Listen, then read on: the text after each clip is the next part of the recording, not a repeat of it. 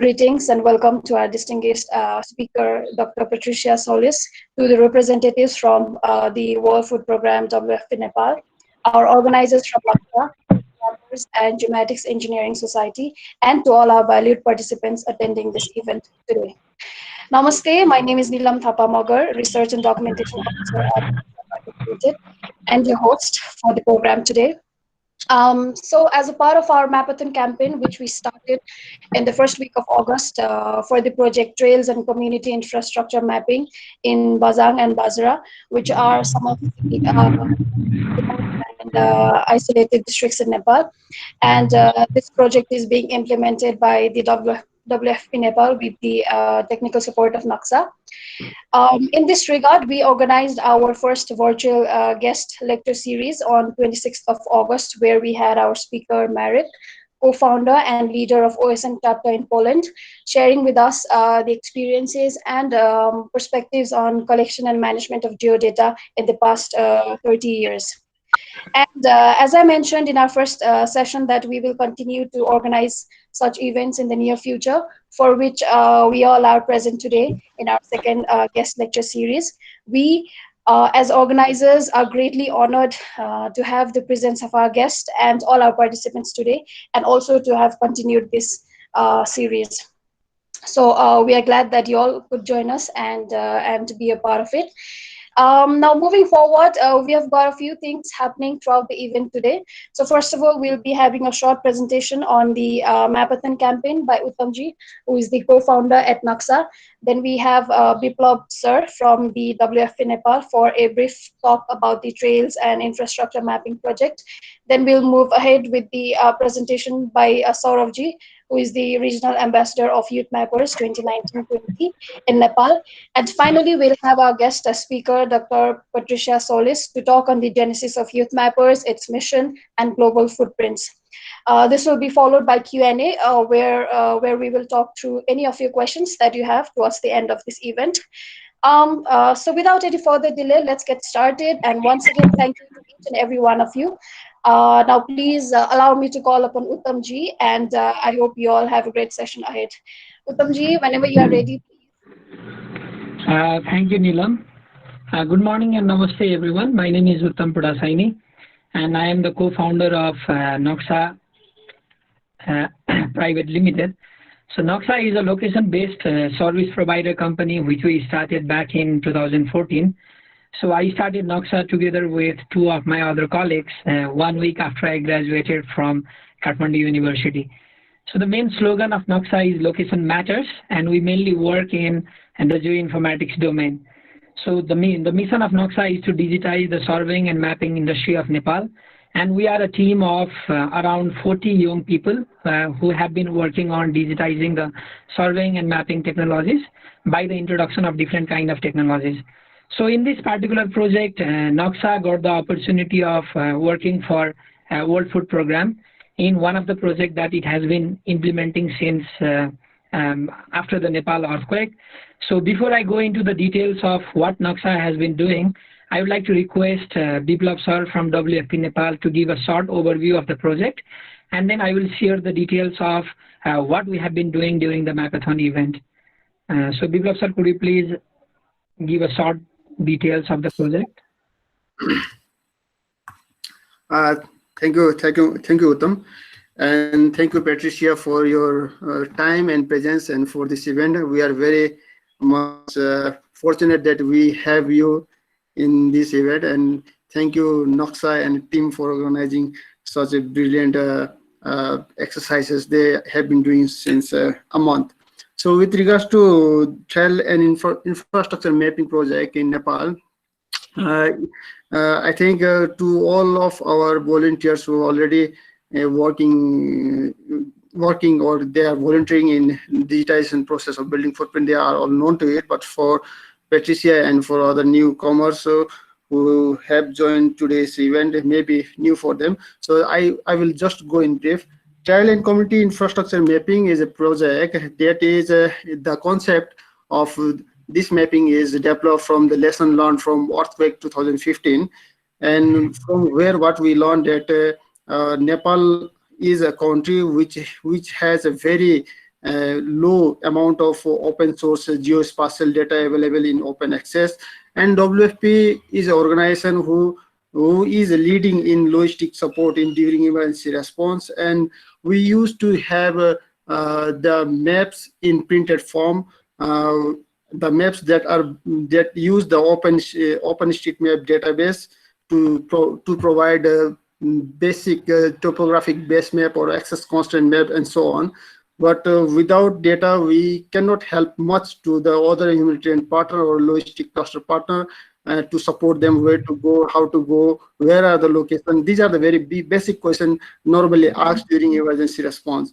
And what we have learned that from 2015 earthquake emergency operation, we found that though OSM was active at that time, but it was in initial stage, not much of data are there available where they are available in OSM, and mostly the remote districts and the remote palikas or remote VDCs and Nepal are missed out from mapping, because the volunteers, the mappers were from the cities, were from the Kathmandu. They know much about the Kathmandu in and around, but they may not have much idea on the remote side of the Nepal. So WFP at that time deployed a team of people who are mountaineer expert as well as the mapping experts somewhere from the outside of the country. They came to Nepal. They just moved through the mountains, through the trails, to collect the information on access and the constraint and the situation of the trail through which and they used to give us the information from which trail we can go further to the north to the vulnerable and most required people. So that was the situation that time. And with that lesson learned, what we WFP Nepal, especially the emergency preparedness unit, has created a component of data preparedness in emergency preparedness plan. And within that component, WFP Nepal has done a gap analysis in 2017 and had found that there are 11 priority districts which lacks in data preparedness. Means there is no data or very less data in open access platforms such as OSM in Nepal, especially in the far western part of Nepal. And it is also known to us from the different scientific research and journal that the far west and the Sudur Paschim, especially Sudur Paschim and Karnali province, which lies in the western part of Nepal, are also vulnerable or the mega earthquake prone zone, and there is a huge gap of future earthquake in Nepal, and anytime it may occur. So what we thought that we need to fill the gap. We need to find out the vulnerable communities. We need to map out the important trails or the major trails, and then we started doing the gap analysis study, and the study found out those 11 districts.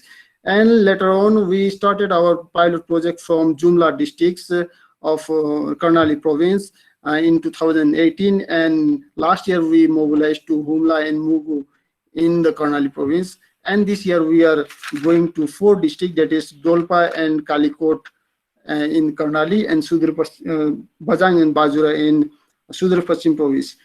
While talking about the trail and community infrastructure mapping, we have certain objectives of this project. The main objective of this project is the gap analysis of the spatial data in the district itself.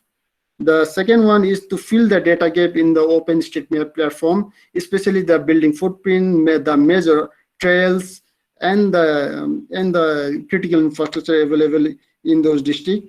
The third one is to capacitate the local youths of those districts at municipality level, to train them and to mobilize them to collect the information on access constraint, hazard, critical infrastructure, and the community assets available in the community. Another one objective is to sensitize the local government and the local government to use the spatial data in disaster preparedness plan. And the fifth one is to submit all those database or the data and information, whatever is collected through remote mapping or through field exercises, will be compiled in a geodatabase form, in a form of report, maps, and atlas, and will be finally submitted to the local administration or the district level administration. This is in brief about the trail and community infrastructure mapping exercise. And NAXA is doing good job since last year. They have got 2 districts to map this year, and they are exceptionally doing good job. Thank you. Thank you, Biplab sir. Thank you so much for sharing the background of the project. So continuing with my presentation, so as Biplab sir mentioned, carry out local trail and infrastructure mapping in Humla district. So working in this project was an amazing experience for our young team of mappers at NAXA, because Humla is the second most remotest district in Nepal, and our team spent almost a month of time capacitating the locals of Humla and then mobilizing them to collect the data sets of that area. So what we did was we first organized a training at the district headquarters. So there were around 25 participants.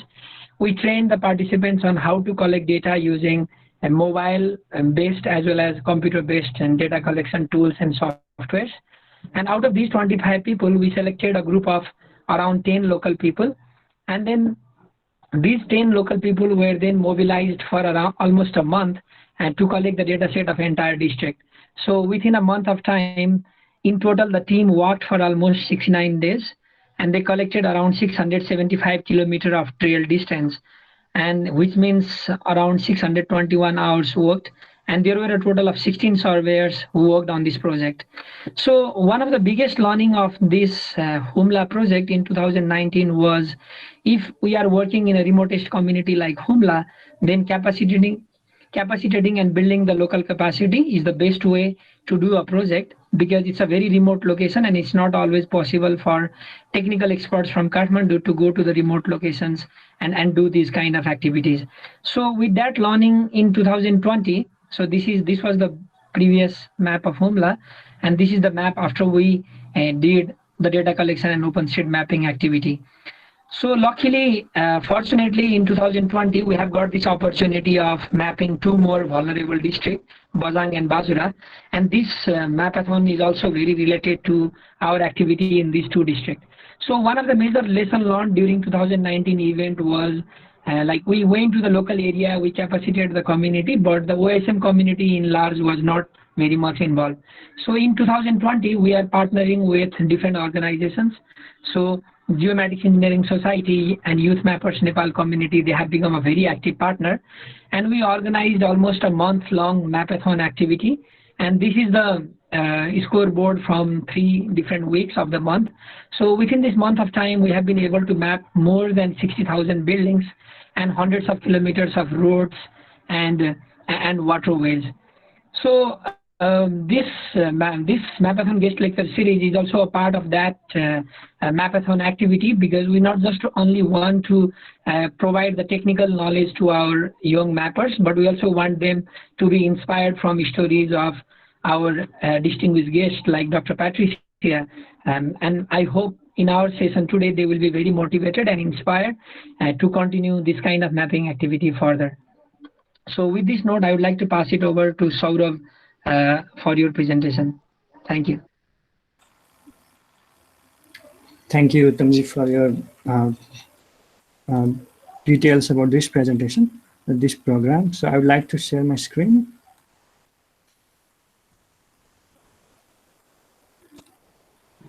So, sorry, you can start sharing your screen. Yeah, so thank you everyone for your excellent participation, and a big thank you to Dr. Patricia Solis for accepting our invitation.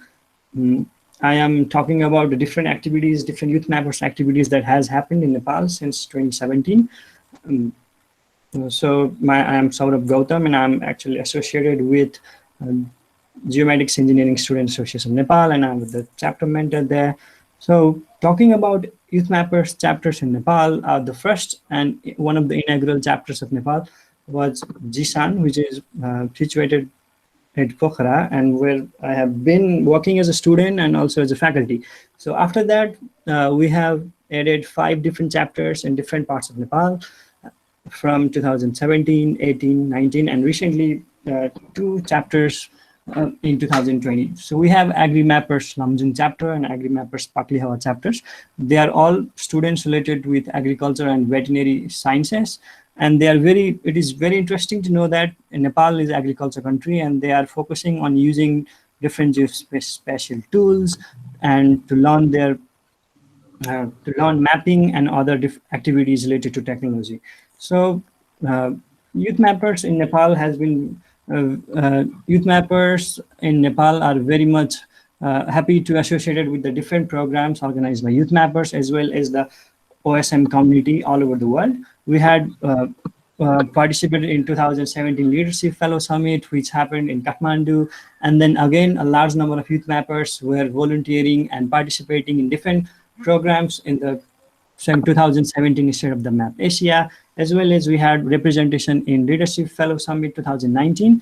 And one of the YouthMappers from our chapter, Mr. Aman Keshi, was one of the winner of the 2019 Global YouthMappers Challenge. And he had opportunity to present at ASSOTM Summit and Hut Summit in Heidelberg, Germany, as well as I was fortunate enough to build this network, grow and thrive in 2019 as a regional ambassador. And also I presented and I also participated in State of the Map Asia, which happened in Bangladesh. And then me as well as my student researcher has been selected as 2020 Research Fellowship. So we are very happy to involve with YouthMappers. And then there are other different chapter recognition awards we have been awarded with. Yes. Saurabhji, sorry to interrupt you, but if you are sharing yours, we can't see your screen. So if you are sharing, please. Okay. Do it. Thank you. Yeah, I'm actually finding it difficult to share my screen. Like, I cannot see the option. And sorry about that. Okay, so I think I'm not able to share my screen. There is some technical problem. Shall I continue? Yeah, Saurabh, please continue and wrap up soon. Okay. So we have been doing a lot of mapathons inside of Nepal as well as outside. It's for the needs. And we are also organizing different training programs to build the capacity of students and our members to use open geospatial tools. And like this program, we have been partnering with different organizations to build our network and to share our skills. And also our chapters are conducting map literacy programs to assist high school students, especially females, to use map and increase the geospatial awareness.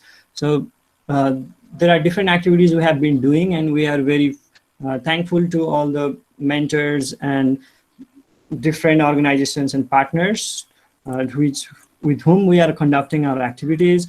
And recently, our chapter has been successful to contribute 300,000 edits on OpenStreetMap, and it is a very fantastic achievement for our chapters, where we actually are one of the third highest contributors in the world on OpenStreetMap as a YouthMappers chapter. Unfortunately, I cannot share you the screen, so I could have shown you the visualization. And this program, this Mapathon campaign is conducted with partnership with NAXA and World Food Program. And as Uttam sir actually showed in his slide, that we had a huge YouthMappers contributing in this project, and where we built the data that was very necessary for the backward, one of the most remotest part of the Nepal. So we are very fortunate to take part in this program. And I would like to invite Ms. Akriti Lamichhane, who is one of the top contributor of this program, to share her experiences about what motivated her and how did she felt while contributing to the program. Over to you, Akriti. Thank you, sir. Good morning, everyone. Respected co-founder and director of YouthMappers, Dr. Patricia, respected trainers of NAXA, and everyone present here. I am Akriti Lamichhane, an engineering student currently studying geomatics engineering from Paschimantl campus, Pokhara. I am here to share my experience regarding Mapathon program held by NAXA for district preparedness of Bajhang and Bajura district. At first, I saw the post regarding this Mapathon program on social media and was eager to contribute on it. I had some basic knowledge of OSM mapping, which I got from my college training provided by Jishan. In the starting of this campaign, I was a beginner mapper, but now I am upgraded to intermediate mapper during this campaign. From this campaign, I got to learn some more knowledge of OSM and plugins of JOSM. The contribution made by me provided happiness and satisfaction as well. Doing mapping with using JOSM was a lot of fun with the experience from this 1 month long Mapathon campaign. I hope our works would be helpful in identifying and mapping the rural and remote communities of Bajhang and Bajura district. I would like to thank our trainers, Mr. Saurabh Gautam and Mr. Anil Basnet for assisting us, especially thanks to NAXA for providing this golden opportunity to do volunteering from our level.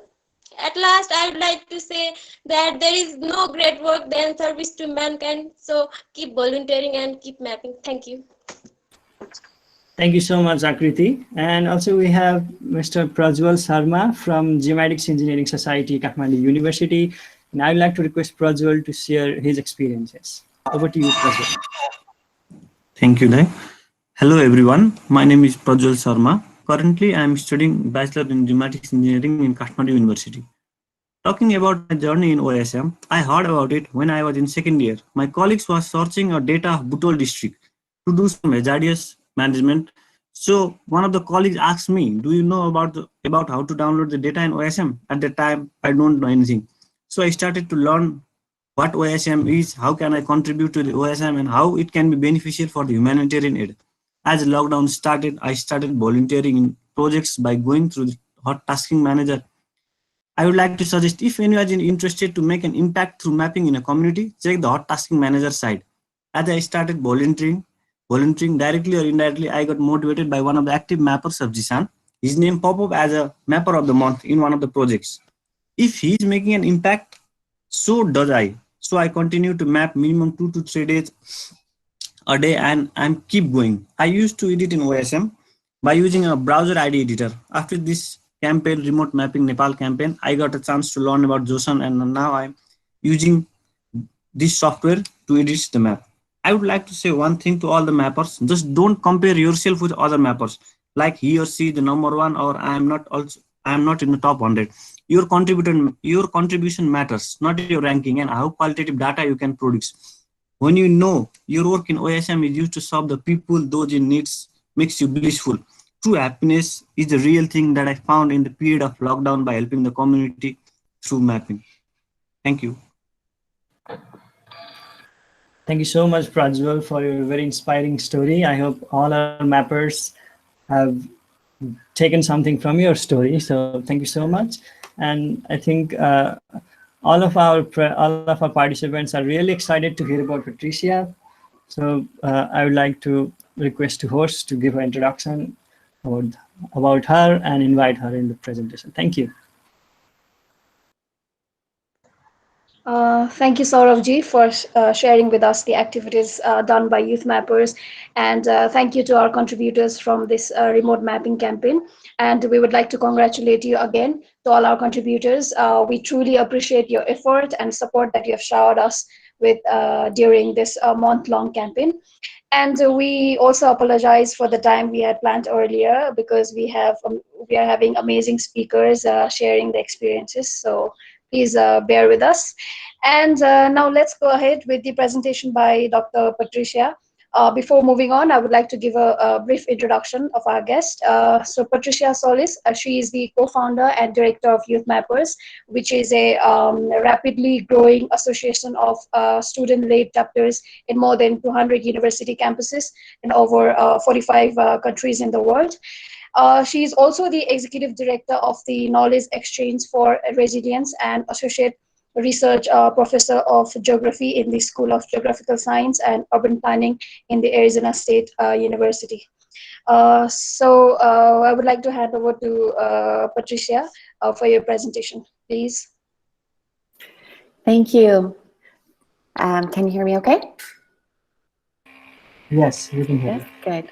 Good morning, namaste, and thank you so much for the invitation. I'm very honored to be invited to your very creative ways of contributing and mapping. I know it's not easy during the times of the pandemic, but I applaud all that you're doing and showing the rest of us what young people can accomplish.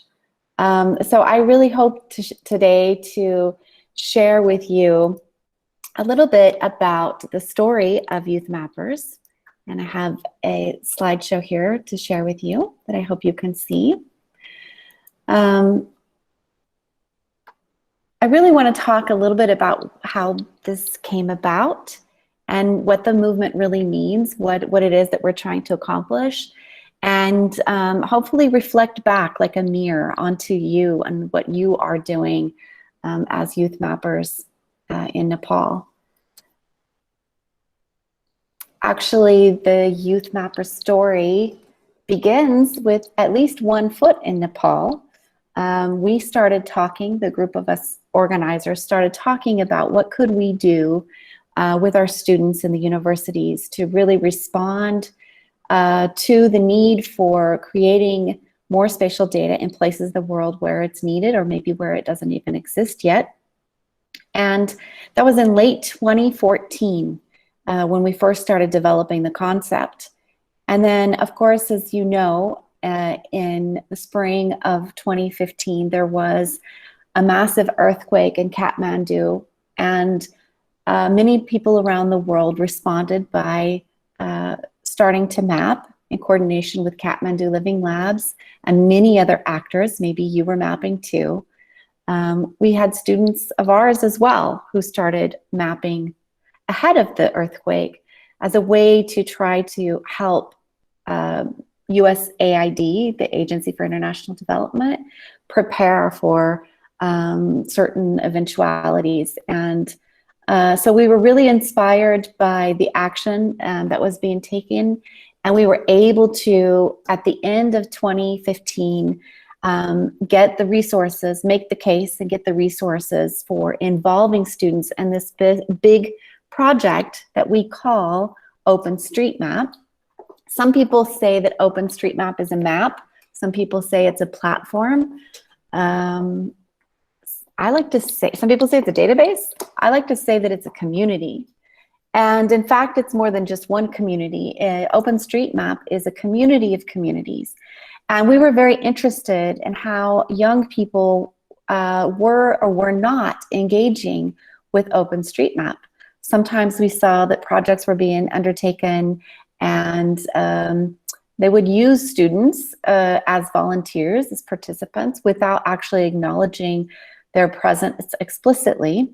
That was really important for us to help create that space and create a space by and for and with the students in universities, which is really a wonderful place to start learning about mapping, no matter what major or field of study that the students might be undertaking, but they're real force and a real engine for the growth and the future of the OpenStreetMap community. So that was one of the challenges behind this. You know, we like to say that we don't just build maps, we build mappers. So this is, when I say us and we, this is our group of organizers, and I guess you could call us the support team to all of the YouthMappers around the world. We try to bring together the resources, the knowledge, the tools, and some programming, and also the purpose, so that YouthMappers can find their way around in the OpenStreetMap community and really thrive in their contributions. Of all of us here on this page, there's only one of us that is a full-time person with YouthMappers, and that's Marcella Ceballos there, as you see in the bottom left-hand corner. Some of you may know her name. She's actually the only full-time person. The rest might be part-time or volunteer their time to help out the network and help it grow and thrive. We originated from 3 founding universities. I was at Texas Tech University at the time. Our colleagues from George Washington University and West Virginia University. And we received funding from the U.S. Agency for International Development. You may be familiar with this organization, but it's a development, international development organization of the U.S. government. Now I'm at Arizona State University, and so that university is our main fiscal responsible entity that really helps us organize and execute very well. But you see here a lot of logos because we've amassed a lot of specific partnerships in our quest to help students engage with the map and the purpose behind mapping. At the heart, of course, of all of this is the students. It's student-led. It's not a nonprofit. It's basically a consortium of chapters that are organized by students for students on multiple campuses around the world. It's grown very fast. In the first 100 weeks, we had 100 chapters. Now we're already up to 219 in 50 countries.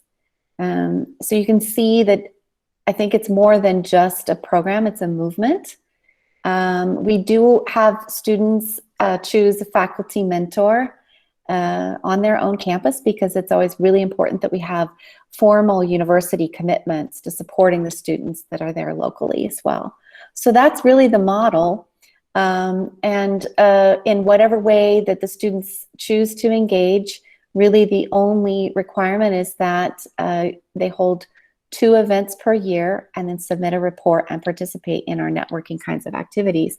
And then we try to develop resources that will support the students in this learning process, but they're the ones really leading that and coming up with the ideas and the campaigns as well.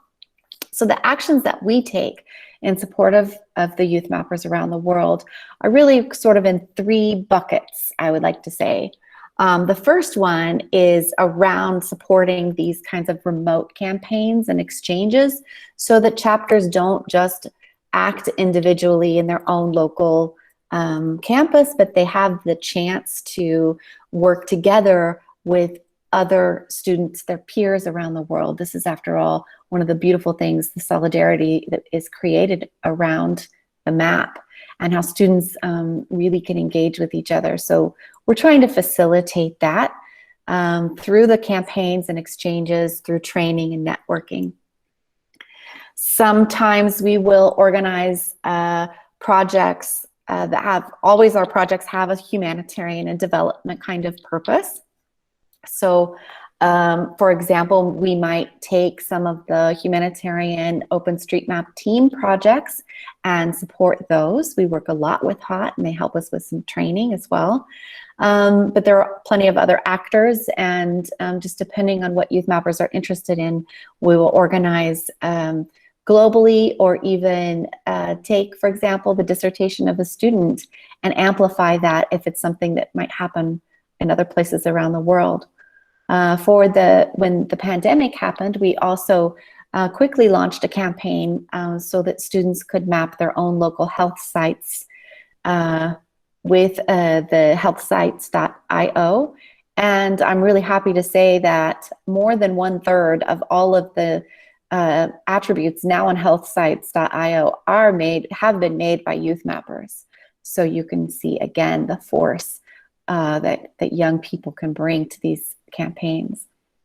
Everything from the health mapping, food insecurity in the Philippines, flooding risk, hurricane damage after Maria in Puerto Rico. We do have a chapter in Puerto Rico, but they of course couldn't map after that disaster hit, and so they had no electricity. So we organized students in Texas, in Ghana, in Bangladesh, in Uganda to all get online together and really try to map out some of the buildings for the Red Cross there. And in the United States, I think we do have quite a number of chapters, more than a couple of dozen chapters in the United States. And we've really learned a lot from the experts in places like Kathmandu, where there's really a tremendous amount of expertise in how to deal with OpenStreetMap. So we like to link our students up everywhere so we can learn from each other. But those are just some of the projects. Again, we do use the tasking manager from HOT. If you've seen the new one, you see that you can search for YouthMappers, and you see that our logo is there on there, so you can find some of the participation that we have within that broader OSM community and the humanitarian part of that OSM community. After all, being co-founded with USAID Geo Center, it's really important to us that we're engaged with the humanitarian community. And of course, as a network, we try to make sure that all of our chapters have the training that they need.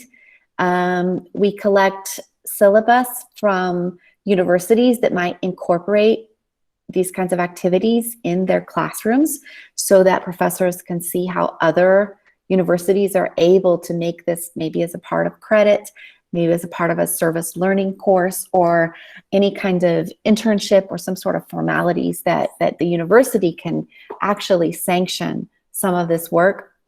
And increasingly, we're doing webinars, of course, since a lot of the work now it has had to go virtual and digital.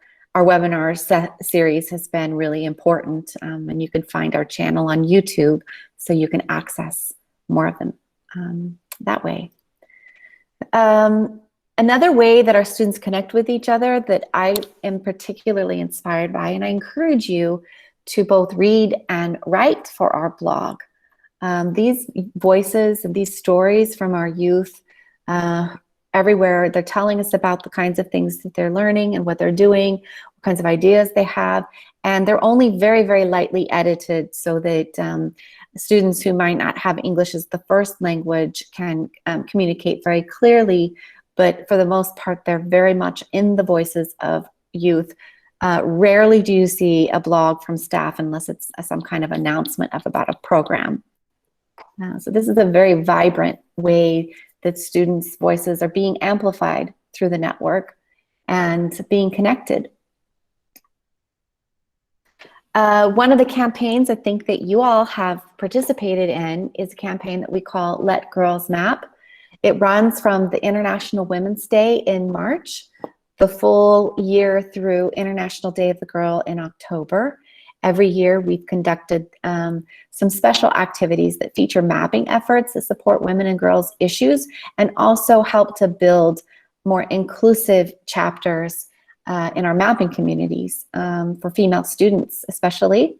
And so all sorts of different activities that our chapters have initiated on their own, and we ask that we use the Let Girls Map hashtag and our social media to show support for the fact that you know, mapping is really important and it's not a gender neutral activity. So there's lots of examples on our website about those kinds of projects. We also, you know, since all of the mapping is done with a purpose, you know, it's nice to build the map for the sake of the map, but there's generally a reason, and it's really important to all of us that we're advancing that, and we're advancing knowledge.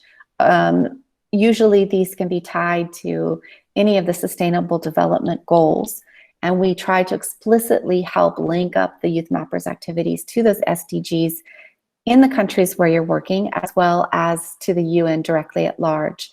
We're trying to document this in book chapters, in you know, journal articles, so that there's some legitimacy to the work that is done by young people, and it's not just seen as an exercise or a learning exercise, but there's some real heft and rigor to these contributions and what is done with that data.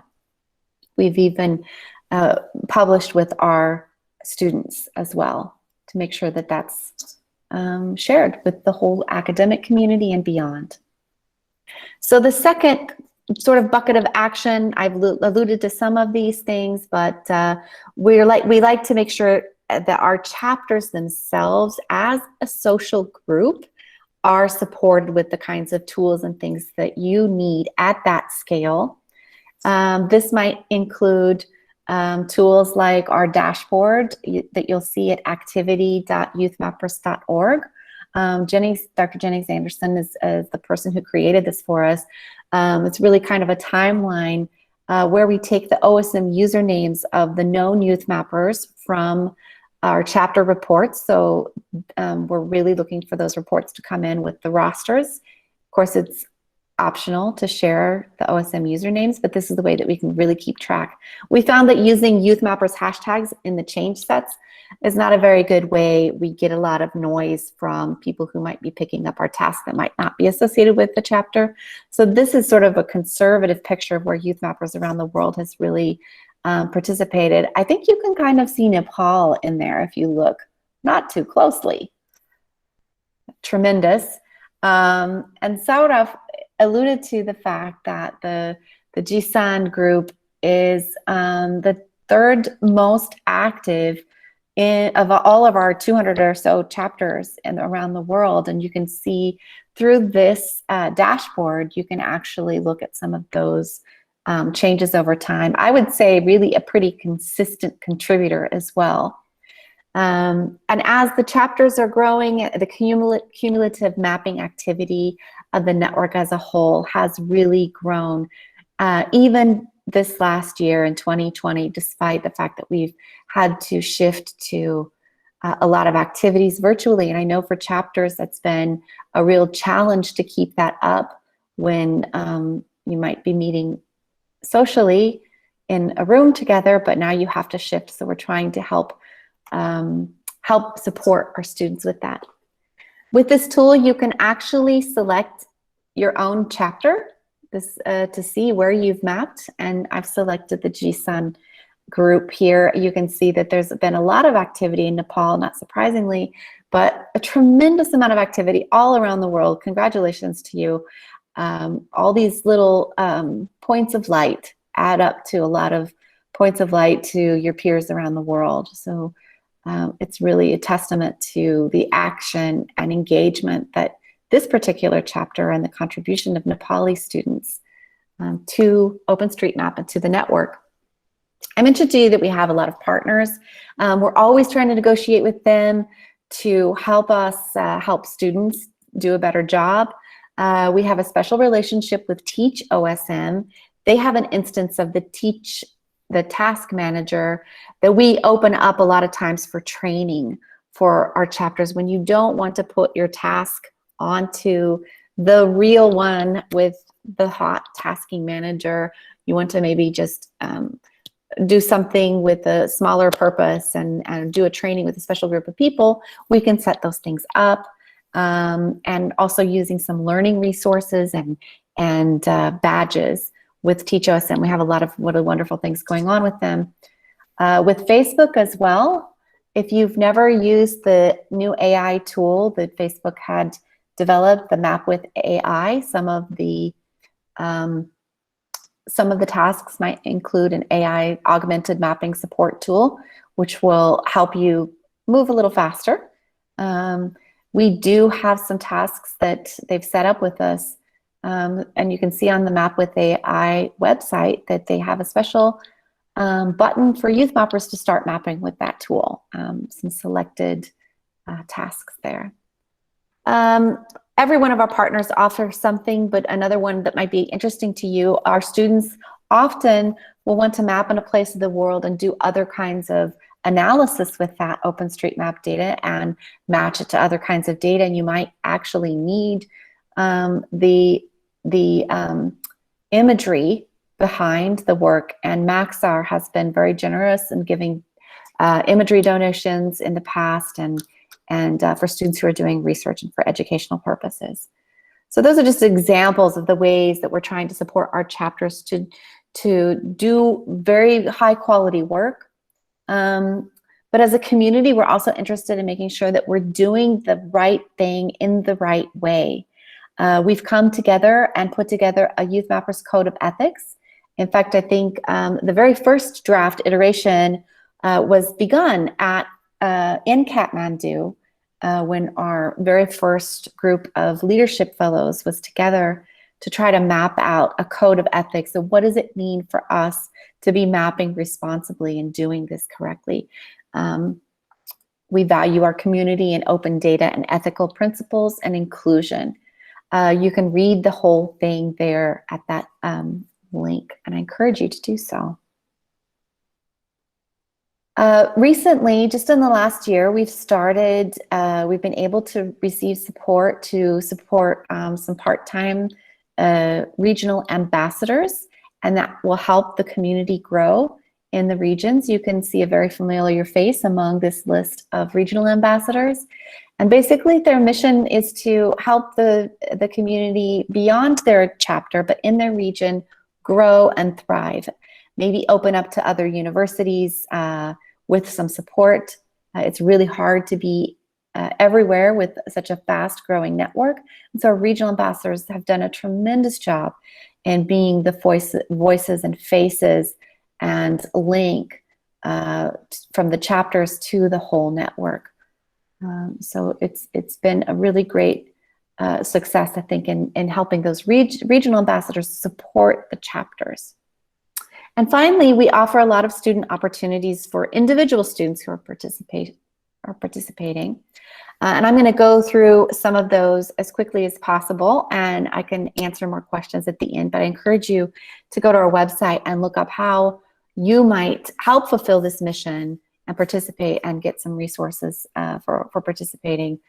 We offer a lot of recognition because we feel like that's really important to students to have their contributions recognized. Again, it really pains me when I see a write-up of a really fabulous, wonderful project, and they said, oh, we used some students to do the mapping. And I read that and I think, I guarantee you that the students did more than just go collect data. They are often the energy and the heart and soul of a lot of work, offer ideas, and they should be named by name. So giving these kinds of awards help us do that and name our students by name and give you the recognition for the contributions. We have a virtual internship. Right now, we're only doing this in the North America, just because of the time zone difference makes it a real challenge to work directly with the USAID Geo Center. They are based in Washington, D.C., but it's an internship to work directly with them on their needs. It's a good professional development mechanism. Before the pandemic, I would even say that increasingly our work is digital and virtually and connected in different places, and even more so now. So this virtual internship offers a really good opportunity for students. We're hoping to expand that into other regions. We also just this summer offered a new fieldwork mini grant so that chapters who want to create local data or maybe analyze the data that you've created. We just closed this competition at the end of August, and we'll offer another couple of rounds.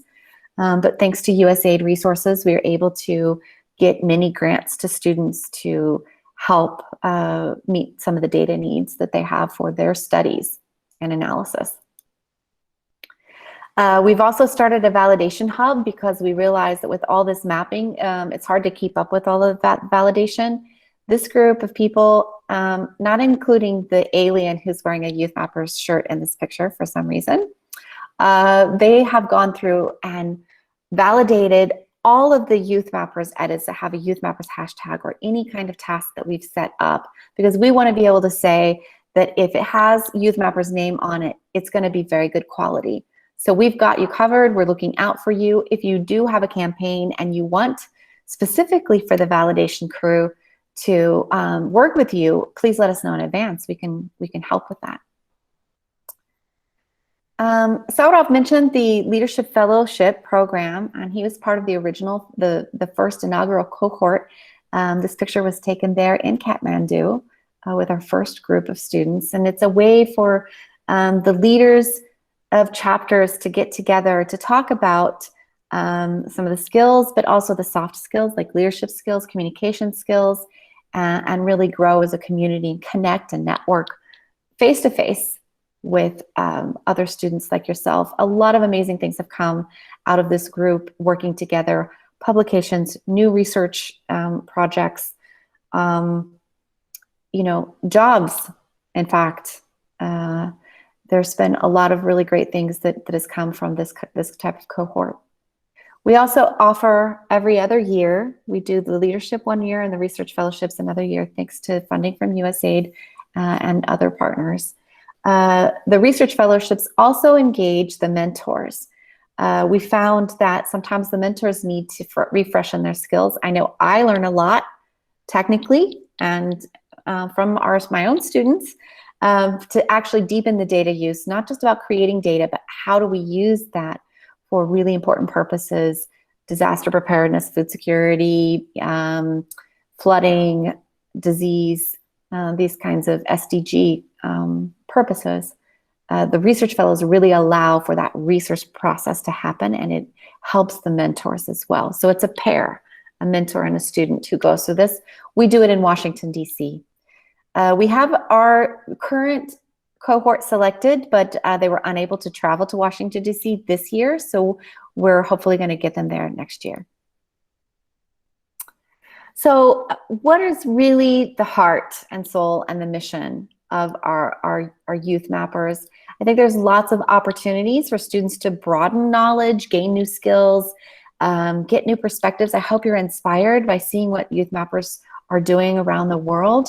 But really, I think fundamentally achieve not just the map, but a deeper understanding of development and of the importance of geospatial data in your own communities and what that means in other places around the world. How can we connect through the map? And how do we, build each other up in that process? However, it's not easy, and we still have a lot of challenges, data quality among them. And how do we onboard new mappers from many different disciplines and many different locations, many different experience levels? We're still learning how to do this. These are things that you can help us discover and offer. And in particular, we want to offer those meaningful learning experiences beyond the data, despite how broad and widespread we are. I think that's a strength. But how do we do that correctly? How do we do it ethically? And how do we structure our programming in ways that are inclusive, that include our female mappers, give plenty of opportunities for that, and in ways that don't reproduce the colonial histories that often come with these kinds of mapping programs? How do we build that lasting, engaged community that we are seeking, where we don't just build maps, we build mappers? So thank you for your attention. I'm really happy to entertain any questions or thoughts or observations from you. Okay, so before that, I would like to say something. Thank you so much, Patricia, for your time and sharing with us about OSM community, the origination of YouthMappers and its purpose, and most importantly, how it has been able to engage students, youths, females from all around the world, their actions to contribute to mapping for humanitarian goals, mapping for change or transformation, and the opportunities that it has created for leaderships, internships, fellowships, skills development, and more. And we would also like to congratulate you and the team of YouthMappers for being able to impact and inspire youths, students, and people all around the world, despite the challenges. And I hope this will be even bigger in the future. Now we will move on to Q&A, and if any of you have any questions, please feel free to turn on your microphone and ask, or you can drop your questions in the message box right here in this Google Meet. Sure.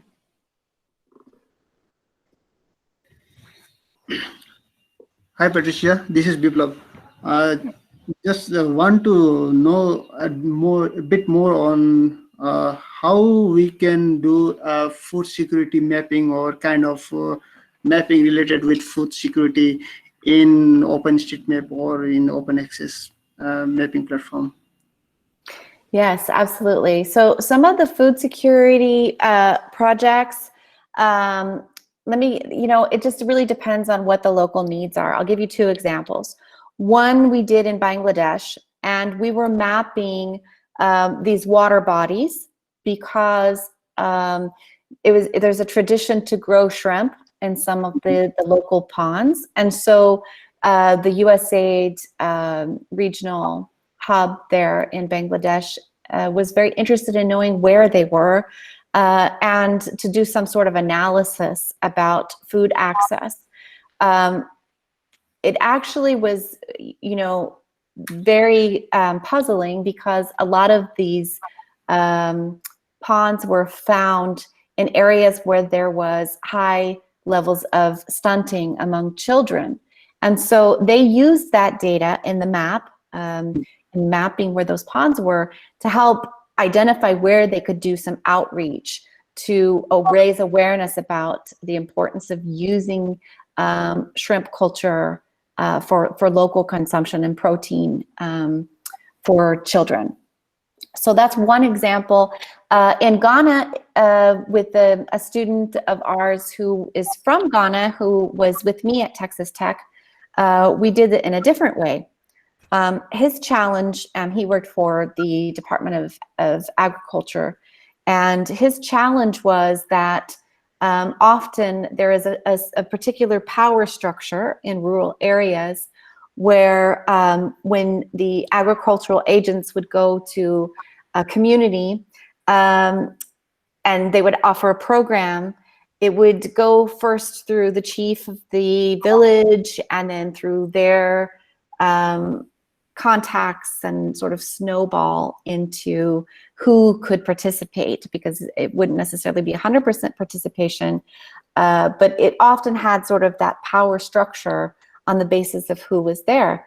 And he said, if I could only know where are all of the residences and then randomly select who could participate, that would sort of break open some other opportunities to reach people who needed to be part of the food security programming that weren't necessarily a part of that.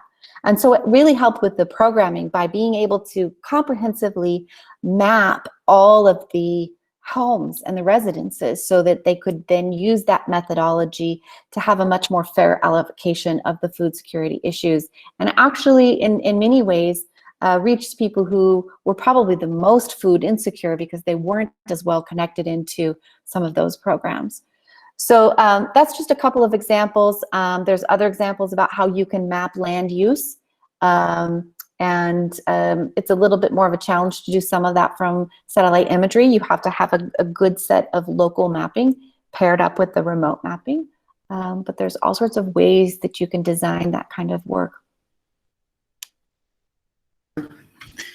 And I think the idea that the community is using in Africa is more like what we are doing in WFP. Normally WFP Nepal used to have the district level coordinator or district level key informant who used to give us the information through mobile conversation, and we used to take, oh, okay, so at this point of time, what is the availability of the food, what are the accessibility of the food, and so on.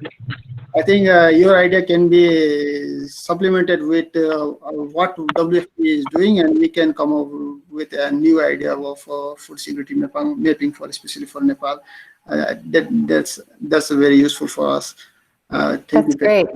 Yeah. Then you can credit Ghana, the expertise of Ghana and YouthMappers in Ghana. Yeah, wonderful ideas. Yeah. That's wonderful.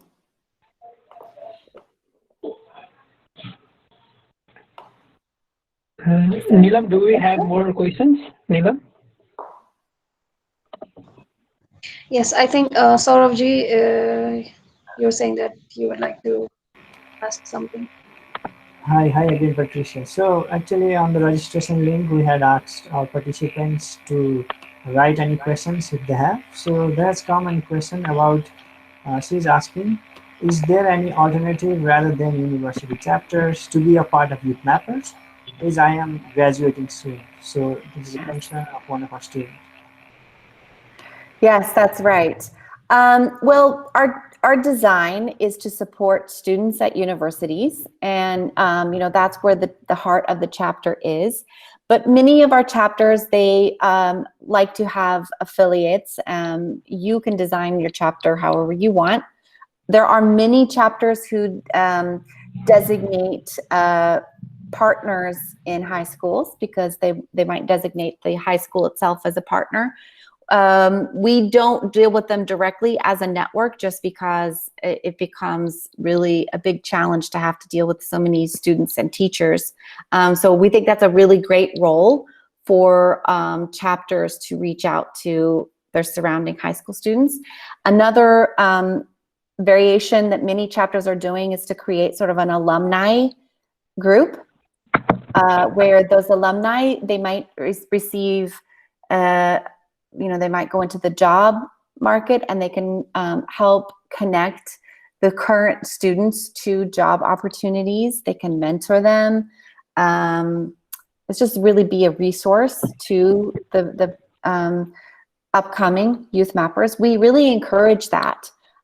We do not have a formal obligation for our chapters to do that, but it works very nicely when chapters can create that alumni network. We do have an alumni sign up on LinkedIn as a social platform, just because that's a very important platform for the job market. So, and it allows, by joining into LinkedIn, it allows you to put youth mappers on your resume officially and connect with the connections of other people. So especially if you're going to do international development work, that's a really good option. We have not had a lot of participation, but what we have had has yielded some really great connections for our alumni. So there's a couple of different options. You could also follow in Saurav's footsteps and be the mentor for your chapter and lead at the university as well. But we really do encourage finding ways through the chapter and what the chapter needs are to stay involved. I think it's important to consult with the local chapter organization, just because that's, I guess, their needs are going to drive what kinds of activities are really important for you to be able to do.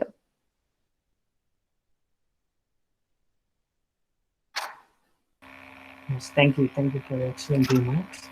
So, as we have the recent chapters in Nepal, they are majorly from students who are studying agriculture, and one of them has asked how farmers can benefit from mapping, but I think this is a general and great question. So do you have any examples on how there are case studies and how farmers and agriculturists have benefited from this platform? Let's see, beyond what I've already explained, just in general, having the roads mapped are really critical for people who live in rural areas. Farmers have to figure out the best way to get their produce to market. And, I think that's one of the basic fundamental needs that many farmers might have, is connections to the markets and the roads. I can imagine that there might be other kinds of issues that are related to those food security examples that I gave you. Energy access is another one. Farmers definitely need access to electricity. And we've started a new Let Girls Map campaign in Sierra Leone. It's a trial to help map power grids. Women are also food producers as well. And often they might be burdened in some societies with extra labor of seeking water and other kinds of things. And so there's quite a bit of gender division of labor that could be improved by good access to electricity where there might not be any. So we're developing a protocol to do a rapid view of where is the existing power grid, which is not always mapped. I don't know what the situation is in Nepal, but there are many countries that do not have a very accurate map of the existing power grid somehow. Governments change, they don't update the data, many other reasons why that might happen. But in order to make the case for campaigns for reaching more women, more food-producing women, you know, we need to know that. We need to know where is the power grid and where did the settlements grow and where is that difference, right? So where is that power gap? So we're using regular OpenStreetMap remote mapping, mapping the buildings, mapping the roads as the base map. And then in Sierra Leone, we have a really fabulous group of youth mappers who are riding their bicycles actually through those mapped roads to use mapillary street view imagery. And then we're using artificial intelligence to recognize street, the utility poles in the street view. And then there's an app where we can manually validate whether those are street views or not. That's how we know where the actual power exists now. And we can do that in a pretty fast way. We're still trying to do quality control on that protocol, but if there's people that are interested in replicating that in other places, if you know of places or a use for that, I think that's really good. Okay, so we have a question from Marek, who was our guest speaker in our first series. So the question is it possible to organize cloud manpower for open source developing of QGIS plugins specific for Nepal? Is it possible to what? To organize cloud manpower for open source developing of QGIS plugins specific for Nepal. I presume there is. I don't know what the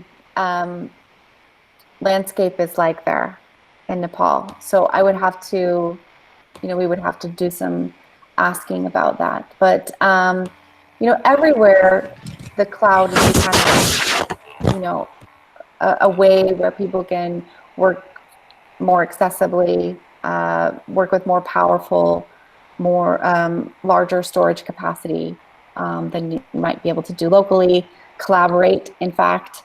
I just don't know what the status of the digital divide looks like specifically in Nepal, but it's theoretically very possible.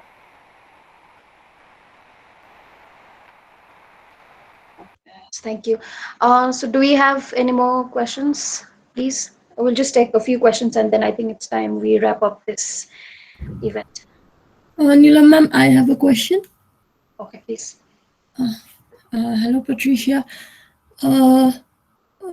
Before you said that we could even write blogs for you. So based on my past experience on field, I had written a blog and I would just want to know the protocol to publish it.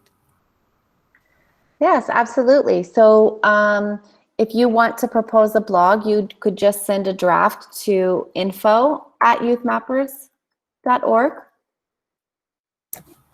Okay. And then we'll review it and help with any of the, smooth out any of the language, correct some grammar.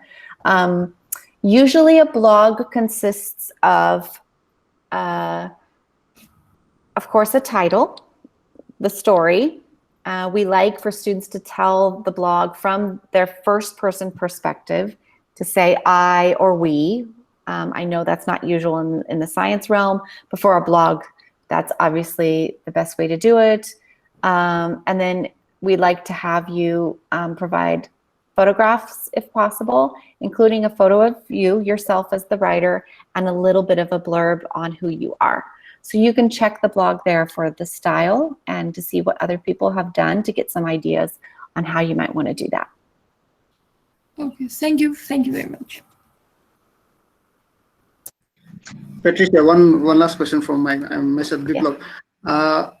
What is the procedure to get the get the experience documented in journal, or if someone from YouthMapper or from the NAXA who are doing trail mapping exercise in remote district of Nepal, and they want to come up with an article or a journal or a paper which to publish it through a journal, will you be available, or will the YouthMapper head HQ will be available to assist the team and to guide them to some extent, and then published? Yes, I think we can definitely consider it. You can send that idea again to info@youthmappers.org.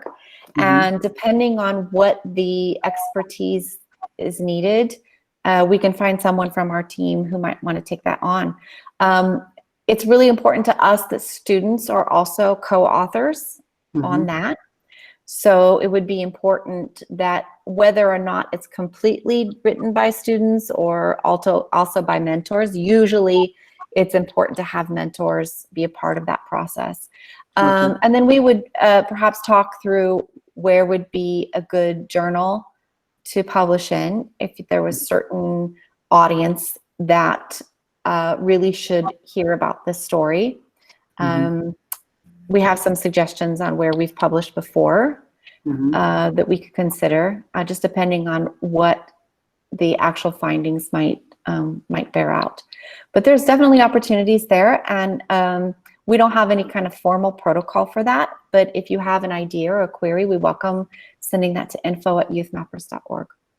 Okay, thank you. Okay, thank you all for your questions. I think that's all for today. So thank you so much, Patricia. It's been amazing having you today. And thank you to our participants for joining us, for your questions, and all our organizing team. We will continue with this series in the future, and we will let you know about this in the upcoming days. So please stay tuned for that. Thank you again, and have a great day, great night.